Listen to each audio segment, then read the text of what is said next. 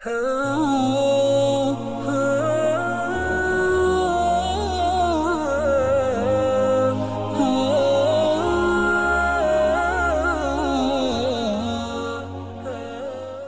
دیکھیے، ابھی یہ ہمارے عبدالرحمن بھائی نے سوال کیا کہ مکان بنانے کے لیے سودی قرض لینا چاہتے ہیں. تو سودی قرض لینا یہ جائز اور درست نہیں ہے.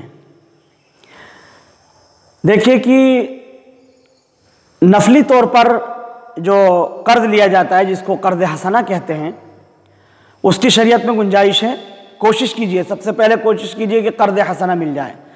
اگر مکان بنانے کی اشد ضرورت ہے اور زندگی گزارنا بہت زیادہ دشوار ہو گیا ہے، اس کے علاوہ کوئی راستہ سمجھ میں نہیں آ رہا ہے، اپنا مکان نہ ہو تو بڑی مشکلات کا سامنا ہے، تو بقدر ضرورت جس میں مکان بن جائے، جتنے رقم پر مکان بن سکتا ہے اتنی رقم سود پر بھی لینے کی گنجائش ہو سکتی ہے، اور بہت ممکن ہے کہ اللہ سبحانہ و تعالیٰ اس پر مواخذہ نہ فرمائیں.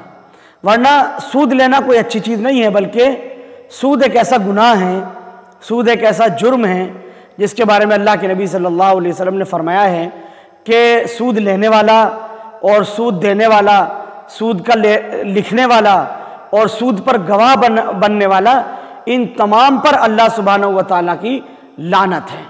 تو اتنا بڑا گناہ ہے سودی قرض لینے کا. اس لیے کوشش کرنی چاہیے کہ سود نہ لینا پڑے نہ سود دینا پڑے، اس کی کوشش کرنی چاہیے.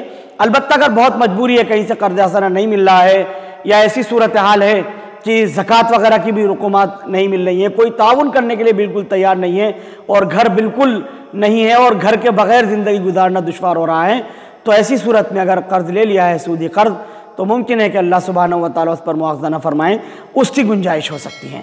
باقی ہوم لون وغیرہ جو لیا جا رہا ہے، اور ایجوکیشن لون کے بارے میں بھی بات آئی، ایجوکیشن لون اور یہ سارے معاملات بہت تفصیلی ہیں. بہرحال اس کو جو ہے مقامی طور پر علماء کرام سے پوچھ کر کے ہی اس سلسلے میں قدم بڑھانا چاہیے. کوشش کرنی چاہیے کہ لون وغیرہ نہ لینا پڑے. ایک بھائی نے پوچھا تھا کہ گاڑی بغیر لون کے نہیں مل رہی ہے.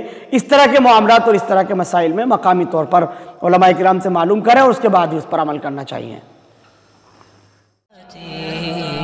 Thank you for watching Mufti Ashik Phulati.